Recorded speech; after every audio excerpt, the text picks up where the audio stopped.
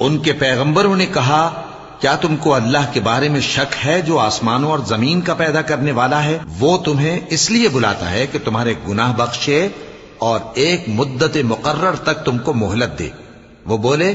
کہ تم تو ہمارے ہی جیسے آدمی ہو، تمہارا یہ منشا ہے کہ جن چیزوں کو ہمارے بڑے پوجتے رہے ہیں ان کے پوجنے سے تم ہمیں روک دو، تو اچھا کوئی کھلی دلیل لاؤ، یعنی معجزہ دکھاؤ۔ پیغمبروں نے ان سے کہا کہ ہاں ہم تمہارے ہی جیسے آدمی ہیں، لیکن اللہ اپنے بندوں میں سے جس پر چاہتا ہے نبوت کا احسان کرتا ہے، اور ہمارے اختیار کی بات نہیں کہ ہم اللہ کے حکم کے بغیر تم کو تمہاری فرمائش کے مطابق معجزہ دکھائیں، اور اللہ ہی پر مومنوں کو تو بھروسہ رکھنا چاہیے۔ اور ہم کیوں اللہ پر بھروسہ نہ رکھیں